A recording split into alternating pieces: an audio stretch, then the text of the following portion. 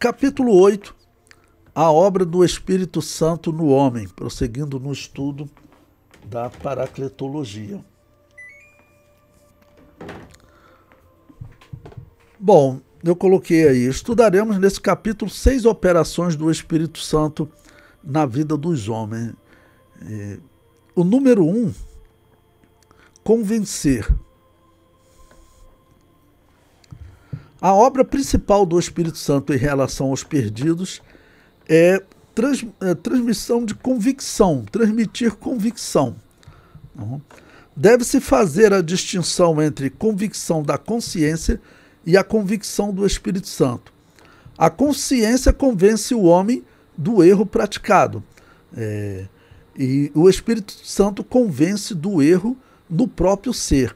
Bom, o que significa isso? O apóstolo Paulo, ele disse que o homem tem dentro dele o que o apóstolo Paulo chama de lei da consciência, quer acusando, quer defendendo o homem. Por que ele fala dessa lei da consciência? Para explicar como os gentios serão julgados.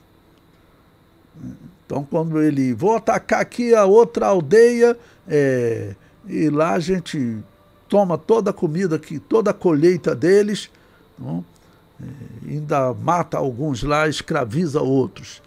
Então, quando ele falava isso, fazia isso, a consciência dele pesava. Pois bem, a operação do Espírito Santo é diferente, né? Essa operação que nós estamos falando.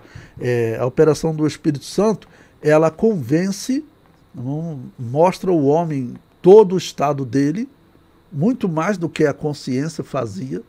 A cada coisa que ele fez, se em algum momento fugiu da consciência, ele estava até esquecido, o Espírito Santo faz ele relembrar. Faz relembrar o que é o certo, ou seja, a justiça, por isso, né? E também o juízo que ele vai sofrer. Aquele que recebe o conhecimento de Cristo, da palavra de Deus, claro que é diferente. O apóstolo Paulo disse: antes que a lei me dissesse que o pecado era pecado, eu era inocente. Tinha determinadas coisas que ele fazia, cometia o erro sem saber. Não?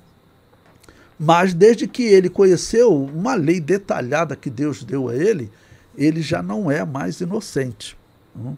Ele já não é mais inocente.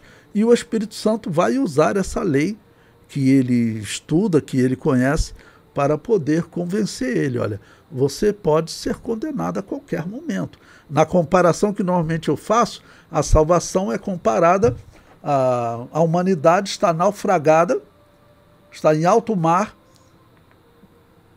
pode a qualquer momento vai se cansar, perder o fôlego, não vai conseguir mais boiar ou nadar e vai morrer, ou vai vir um tubarão. Tá? A situação é emergencial. Por isso Jesus falou: o que vocês estão ouvindo agora, vocês têm que pregar sobre os telhados. Vocês não podem deixar de pregar. Tem que anunciar para todo mundo. Eu estou falando para vocês, em reservado, o que vocês vão pregar. Mas vocês têm que subir nos telhados para falar isso, porque a situação é emergencial. A minha missão aqui na terra é preparar vocês, morrer na cruz, dar poder a vocês, para vocês fazerem esse trabalho, subir sobre os telhados, converter os lobos, né? E lembre-se, eu envio vocês como ovelha ao meio de lobos, não resistais ao ímpio. Então é um pedido forte, significa, se o ímpio vier te prender, você não pega em armas nem para se defender, você não vai fazer guerra ao ímpio. A igreja, o tipo de testemunho que ela dá, ela não é autorizada para fazer guerra. Israel é autorizado. Israel foi, vamos dizer, criado por Deus como uma nação para dar testemunho às outras nações. Mas eles têm o seu território, eles têm que sobreviver como nação, eles têm que ter exército. Então, Israel tem autoridade para, vamos dizer, se defender como nação, para que ele continue existindo. Mas a igreja ela tem um poder especial. A igreja ela tem um poder especial, a ponto dela viver no meio desses lobos, tá bom? Conseguir sobreviver, porque ovelha sobreviver no meio de lobos não é fácil, né? O normal é a morte. A ovelha tem que ficar isolada do lobo. enviar a ovelha para pregar para o lobo, só que, claro, o Espírito Santo iria proteger, iria dar poder, unção a essa igreja, e para que essa igreja pudesse escapar desses lobos matadores de ovelha na história, que, como eu disse para vocês, a igreja ela foi perseguida e está sendo perseguida até hoje. Hoje não é em todo mundo, né? Hoje não é em todo mundo. No Brasil, no momento, graças a Deus não tem perseguição, graças a Deus não tem perseguição, mas estão acontecendo algumas coisas que eu falo para vocês. Nós temos que orar pelo Brasil. Porque olha a coincidência do que eu falo para vocês. Nós estamos vendo que já há um bom tempo os pastores cristãos do Brasil, eles estão bem envolvidos com a política.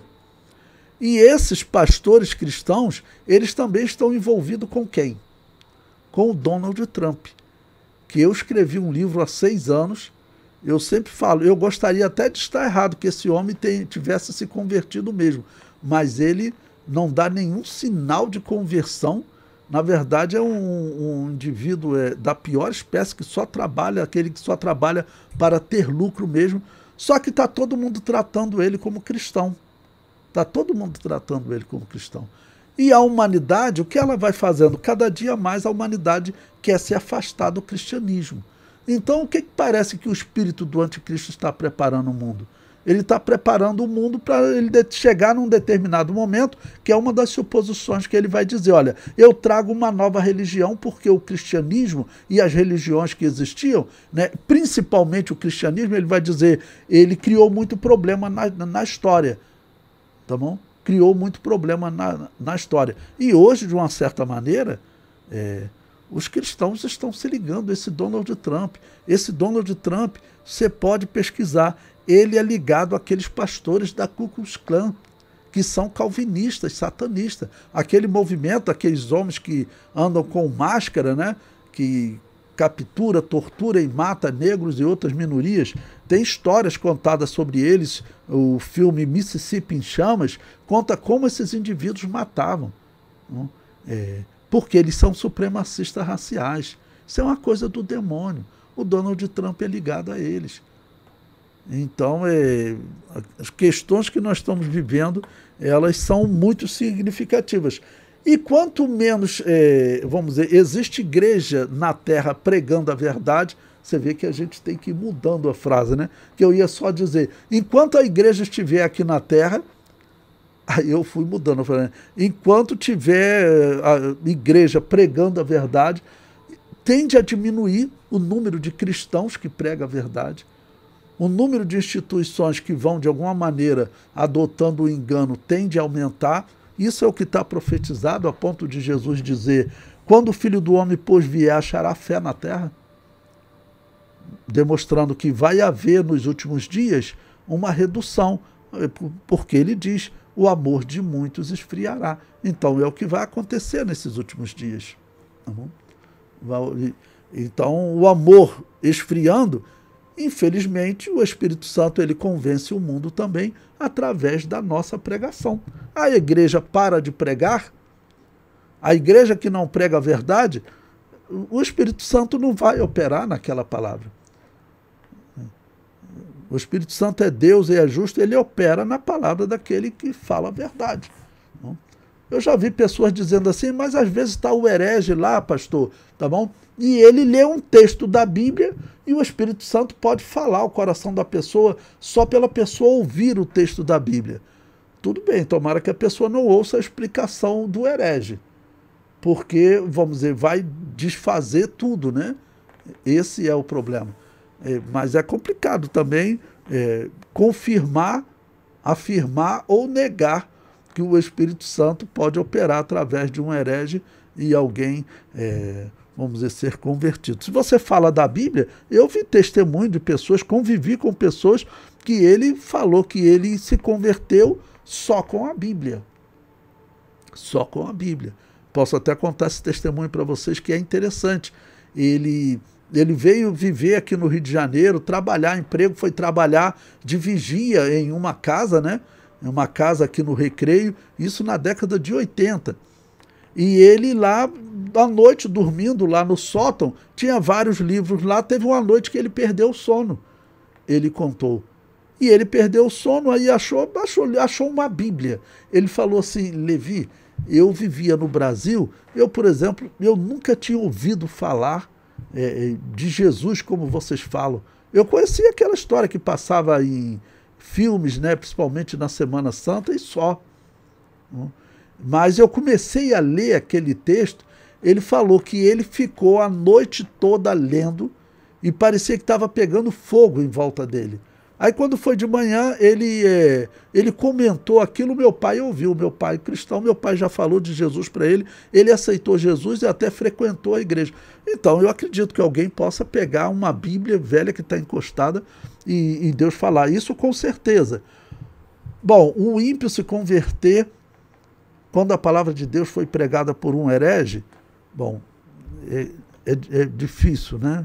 Mas, como eu disse, não tem como afirmar nem negar.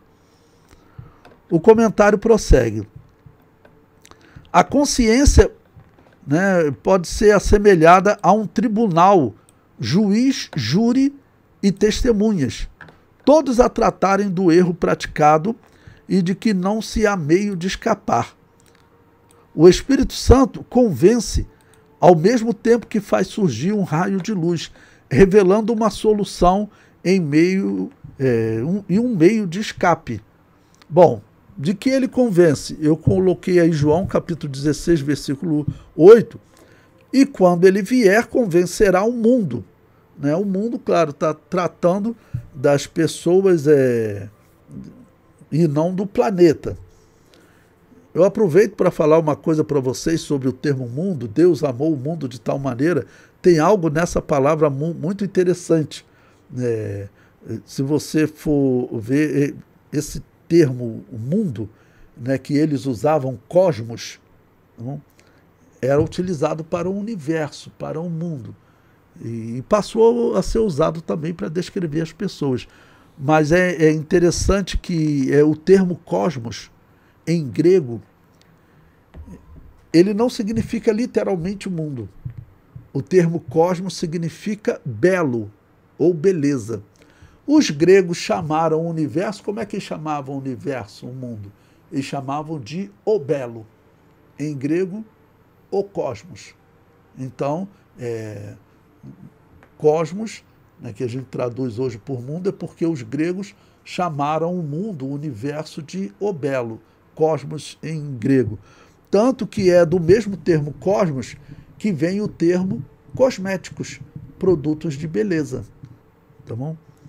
Então, mas aí, claro, que aplicado aos homens, passou a descrever todos os homens, a totalidade dos homens, o mundo. Tá bom? Então ele convencerá o homem do pecado, da justiça e do juízo.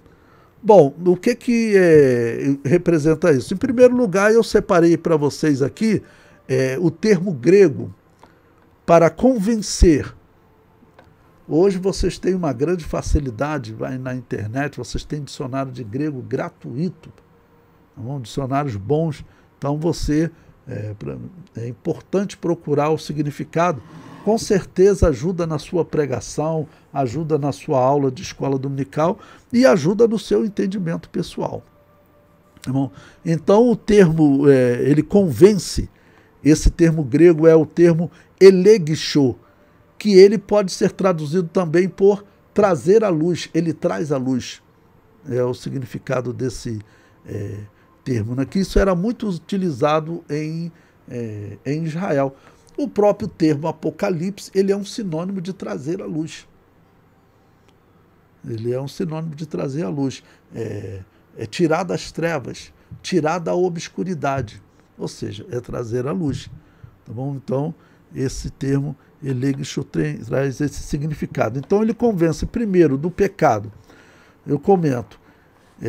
Ele convence não primariamente do pecado de quebra da lei, mas do pecado de incredulidade. Ou seja, o primeiro pecado a ser curado no homem é a incredulidade. Você veja como está a humanidade hoje. A humanidade, ela está num nível de incredulidade terrível. você pregar há 300 anos atrás, todos acreditavam em Deus. E hoje existe uma geração que está sendo preparada para o ateísmo. Está sendo preparada para o ateísmo.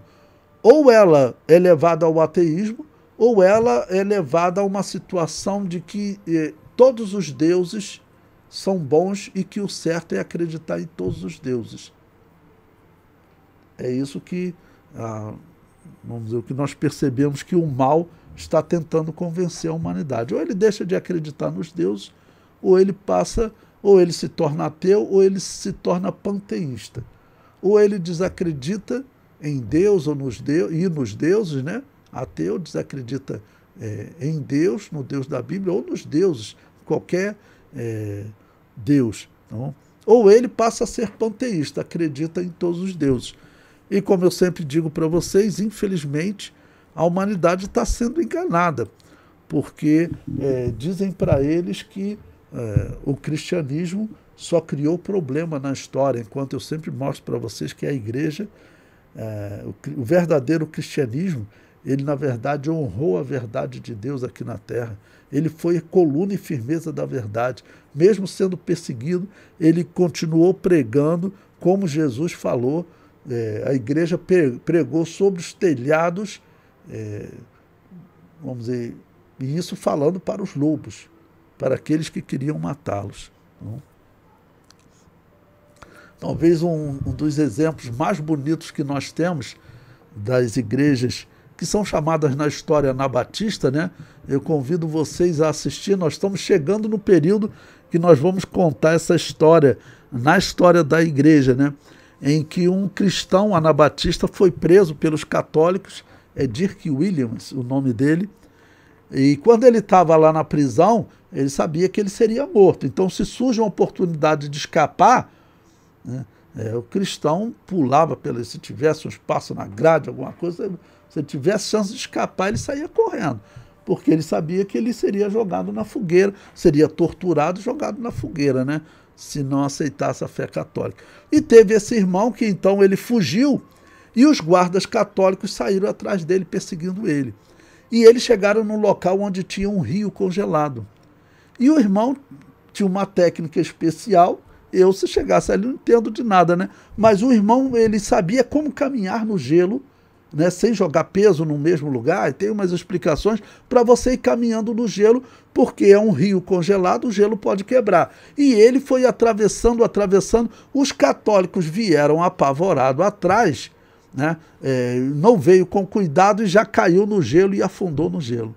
E o irmão continuou caminhando lá no gelo com o maior cuidado, e o católico que caiu no gelo começou a pedir ajuda aos outros católicos que chegaram um pouquinho mais tarde, não caíram no gelo, pedindo, entra aqui para me ajudar. E os católicos falaram, não, se nós formos aí, nós também podemos morrer.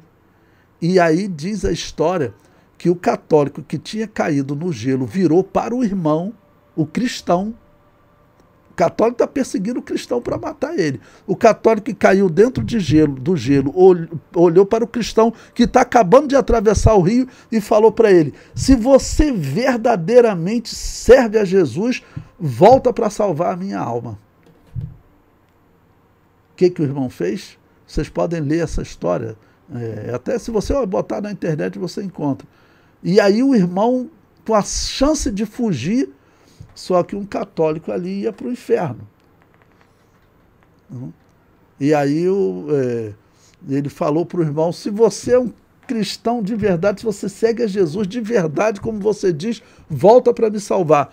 O irmão voltou, salvou ele, levou ele para outra margem. Aí o cristão falou, o cristão tentou fugir, né? Os outros católicos falaram para ele, você tem que prender ele.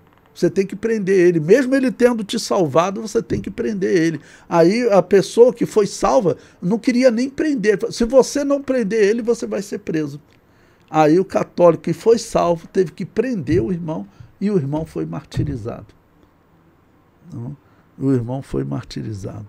Só Jesus. Essa história Não é fácil, né? Então, a primeira coisa que o Espírito Santo tem é que convencer a pessoa da incredulidade. Então, como eu estava dizendo para vocês, pregar 300 anos atrás, todos acreditavam em Deus. Hoje, né, o meio acadêmico, a nossa sociedade, ela trabalha para desacreditar em Deus. Quando o nosso país diz que ele é um Estado laico, né, tanto faz seguir a esse Deus quanto aquele Deus, ele também está dizendo isso. Ele não acredita no que a Bíblia diz, né, que a nação da qual Deus é Senhor, ela é bem-aventurada. Israel é o único país que faz isso. Já o Brasil não. E toda a nossa sociedade, o meio acadêmico, trabalha mesmo para acabar com a fé da humanidade. O que eles pregam é que, vamos dizer, tem que acabar essa religião exclusivista. Como o cristianismo diz, só nós temos a salvação. O que eles querem acabar é com essa religião exclusivista.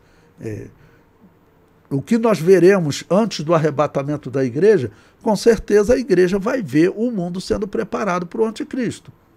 O que você vai ver, é que provavelmente, claro, o anticristo vai bater palma para essa proposta, entendeu? De que deve-se encerrar esse negócio de religião exclusivista, que tem que reconhecer que todas as religiões são boas, como a maçonaria faz. A maçonaria ela não aceita ateu.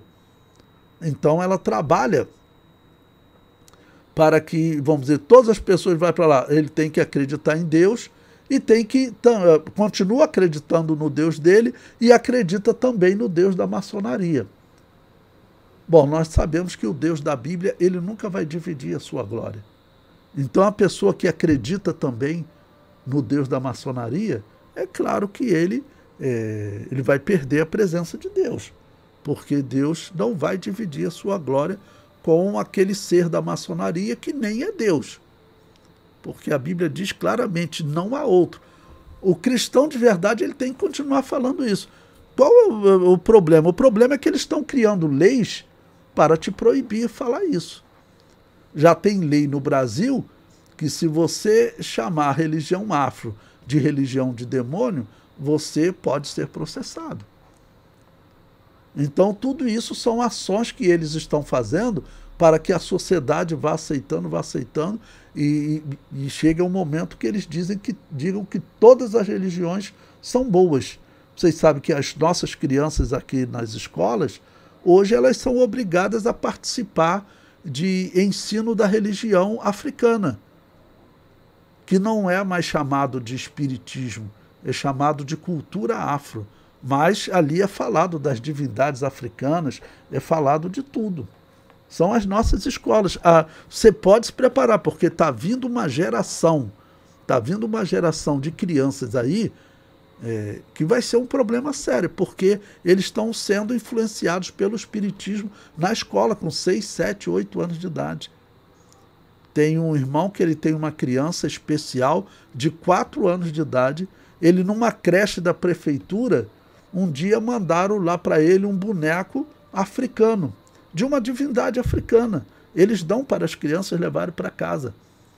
A mãe não gostou, a mãe evangélica, mandou o boneco de volta e ainda tirou uma foto, falou para o filho assim, olha, você dobra o joelho aí nessa cadeira e coloca esse boneco do teu lado. Aí botou o boneco, aí fala assim, ó, você leva para a professora, fala que nós estamos devolvendo o boneco, ainda diz o seguinte, o boneco aceitou Jesus como Salvador lá, porque nós somos cristãos.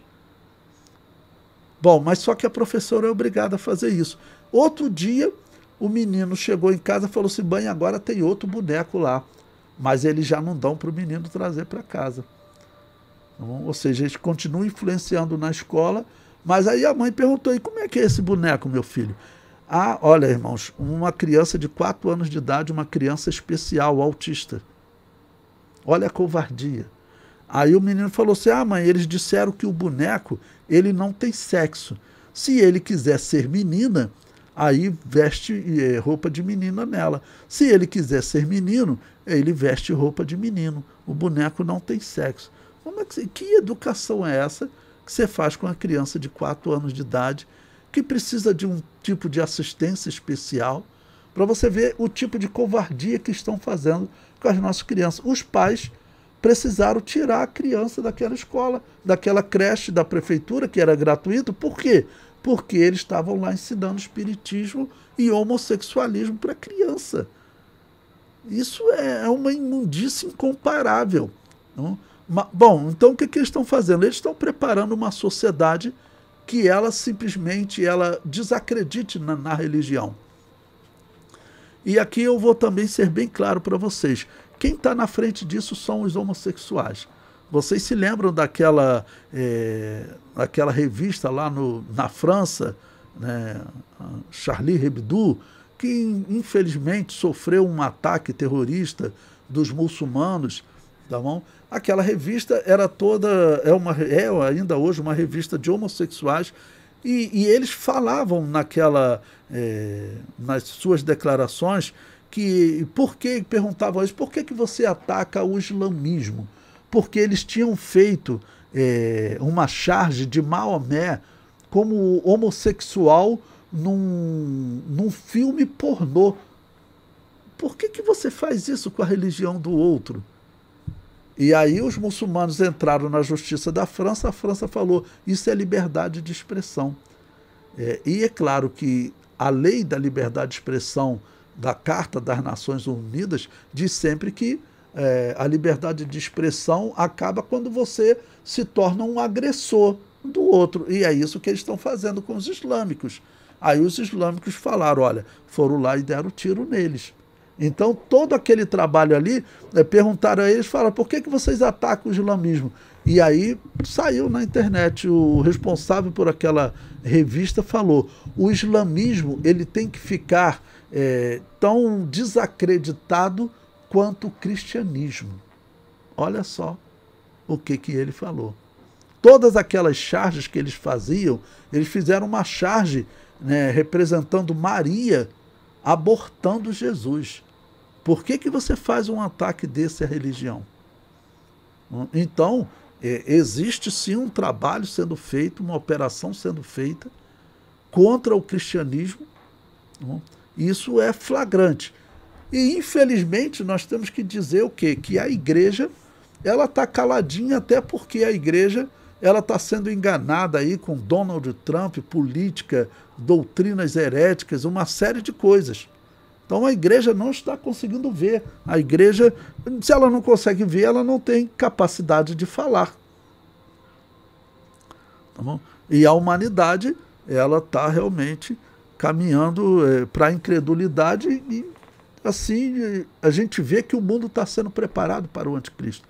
O anticristo vai chegar e vai propor uma nova religião que não seja exclusivista, tá bom? Que é a religião da maçonaria, que todos os deuses, todas as religiões são aceitas e agora eles reverenciam essa religião também da maçonaria, que é tudo paganismo antigo. É tudo paganismo antigo. Reverenciou a maçonaria, está reverenciando a religião de Baal. Tá bom? Nós temos que continuar falando isso. Pois bem, o item 1.2, então ele convence o homem também da justiça. Então eu usei o exemplo dos 2 ladrões da cruz, né? Então a primeira coisa, o Espírito Santo foi lá, né, usando a consciência deles e fez eles lembrarem de tudo que eles tinham feito e que levou eles àquele lugar. Tá bom? Um ladrão, ele reconheceu que eles estavam ali por justiça. Então, isso foi obra do Espírito Santo. Né? Então, quando é convencido, olha, segundo a justiça, realmente nós temos que estar aqui. Quem é que convence dessa justiça? É o Espírito Santo. Tá bom? Eu comento, Jesus foi crucificado como malfeitor e impostor. Mas depois do dia de Pentecostes, o derramamento do Espírito Santo e a verificação do milagre em seu nome convenceu a milhares de judeus de que não somente ele era justo, mas também era a fonte única e o caminho da justiça. No momento que Jesus Cristo está na cruz, tinham muitos seguidores. Muitas pessoas não estavam ali, inclusive muitos apóstolos, né, não estavam ali porque tinham medo de serem mortos também. Mas tinham multidões seguindo Jesus. E essas multidões, essa grande quantidade de pessoas, vai aumentar no dia de Pentecostes e nos textos, né, que relatam depois do Pentecostes, sempre descrevendo a igreja crescendo muito, né? Então, significa também você ser convencido, vamos dizer, da justiça, né? Ou seja, porque eles pecaram, rejeitando o Messias, e eles serão justiçados por isso. Existe uma justiça. Tá bom?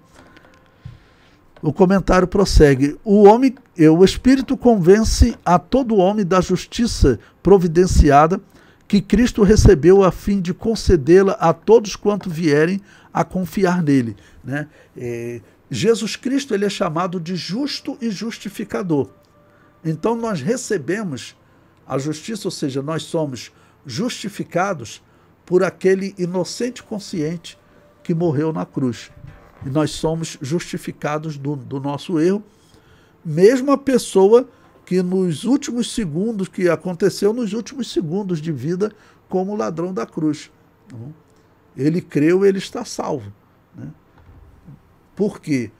Para alcançar a justiça, o homem precisa crer. Por isso Jesus Cristo também disse, aquele que crê e for batizado será salvo. Então é atitude humana. Deus construiu a salvação. O homem estava lá naufragado, vai morrer a qualquer momento. Deus chegou com um barco. Olha, está aqui a salvação. Eu coloco aqui a vida e a morte. A morte é você continuar aí naufragado. A vida é você entrar nesse barco. Agora, para entrar nesse barco, existe critério. Entra nesse barco quem crê que Jesus Cristo é o Messias e rejeita essa vida. Ele troca essa vida pela vida eterna. Tá bom? Pois bem, e também o item 1.3, nessa, vamos dizer, a terceira parte, né, do que ele convence o homem, tá bom? Do juízo. Né, no final da página 67, início da página 68. Ele diz: a cruz foi uma demonstração da verdade de que o poder de Satanás sobre a vida dos homens foi destruído e de que sua completa ruína foi decretada. Satanás tem sido julgado no sentido de que perdeu a grande causa, de modo que não tem mais direito de reter como escravos os homens, né? Os homens, claro, eram totalmente escravos, eram escravos de Satanás. Hoje, o poder da mensagem pregado pela igreja, claro, pela operação do Espírito Santo, tá bom? Ele quebra essa escravidão, ele quebra essa cegueira. Porque, vamos dizer, a humanidade ela pode ser comparada a alguém que está se alimentando, né, vamos dizer, de algo podre que vai fazer mal para o seu organismo, enquanto ela tem um alimento bom e saudável. Ela troca o alimento saudável pelo alimento podre. É isso que a humanidade está fazendo quando ela rejeita Jesus e adota ou o ateísmo ou o panteísmo. E está fazendo isso, claro, porque foi enganada na história e até hoje está sendo enganada, dizendo que o cristianismo não foi bom para a história. Acredito no que eu digo para vocês, isso é fundamental. Isso é fundamental. Muito provavelmente, esse é o discurso do anticristo. Esse é o discurso do anticristo. Acabar com essa religião exclusivista. Então vai atacar a igreja e Israel. Sendo no período da grande tribulação, Israel vai sofrer, mas a igreja não estará mais aqui. Os cristãos que ficarem serão mortos, né, na grande tribulação. Tá bom? Mas a influência do anticristo, hoje nós já estamos vendo, essa influência está levando igrejas. Tá bom? Existem igrejas praticando diversos tipos de gnosticismo, até cabala eu já vi sendo pregada dentro da Assembleia de Deus. Você pode falar de símbolos da Cabala, né, como sendo símbolos bíblicos, mas a Cabala é o gnosticismo judaico. E o gnosticismo, vocês sabem que ele nasceu no judaísmo. Judeus que seguiam o Antigo Testamento, mas que também adotaram o paganismo e misturaram tudo. E esses judeus, alguns, eles, vamos dizer, chamam o trabalho deles de Cabala, próximo do ano 150, eram homens que eles diziam que um espírito aparecia para eles, para ensinar a Bíblia para eles. Aí ele perguntava: quem é você? O espírito dizia: eu sou o espírito do profeta Elias. E aí o homem: então tá bom, você é um dos bons. E aí o espírito, claro, ensinou um monte de heresia para eles e vai surgir essa Cabala, que é um espiritismo judaico. Eu falei em outra aula para vocês, vocês devem comprar. Não, nem compre, né? Eu tive que comprar para poder ler uma coisa, mas tem um livro escrito por uma judia, Espiritismo Judaico. É um livro escrito aqui em português. É uma judia que ela fica espantada como o espiritismo é comum hoje em Israel, entre os judeus. O espiritismo, ele tomou os judeus, né? Por causa do gnosticismo, por causa da Cabala. E de uma outra maneira, o gnosticismo também, que é Cabala e gnosticismo é a mesma coisa, tudo nasce com o paganismo judaico. O gnosticismo está tomando também as igrejas, com a doutrina calvinista da predestinação, que é gnóstica, com certeza é a doutrina do horóscopo, com essa aproximação, dizer que nós somos filhos da Igreja Católica, não? E até a perigosa aproximação com a maçonaria e com a política, né? Se envolveu com política, tem que tomar cuidado, que normalmente a maçonaria está ali. Um cristão, para chegar na política, ele tem que ser vigilante, porque a maçonaria, a história comprova. Tem caso de países como os Estados Unidos que ele foi organizado pela maçonaria, isso é comprovado. Tem caso de revoluções como a Revolução Francesa que foi organizado pela maçonaria. Vocês sabem que a independência do Brasil, a proclamação da República, a nossa bandeira, a ordem, tudo foi feito por maçons. Por isso que eles botaram lá na nossa bandeira a mensagem da religião deles. Ordem e progresso, essa mensagem ela não nasceu com a bandeira do Brasil, não. Ela vem de uma seita, a Igreja do Grande Ser. Então a maçonaria, isso aí está descrito na história, a maçonaria está operando nisso tudo. Tá bom? Está operando nisso tudo. Infelizmente está conseguindo enganar muitas pessoas. O comentário prossegue. Pela sua morte, Cristo resgatou todos os homens do domínio de Satanás, devendo estes aceitar sua libertação, né? Ou seja, Cristo concedeu o poder do homem conseguir ver o quanto que ele está errado e, olha, dizer, existe uma saída. Se Jesus não morre na cruz, não havia, né? E prossegue, devendo estes aceitar sua libertação. Satanás já não pode guardar seus bens em paz, visto que um mais poderoso o venceu. Lucas capítulo 11, versículo 21 e 22, né? Jesus Cristo diz que o valente guarda bem a sua casa, até que vem um valente e toma tudo que tem e reparte os seus despojos. E o contexto, ele está falando de Satanás, que Satanás ele tinha um domínio sobre a humanidade, que a morte de Jesus na cruz, tá bom? Quebrou esse domínio, principalmente porque traz salvação para a humanidade. A humanidade estava toda ela, vamos dizer, caminhando para a condenação. Tá bom?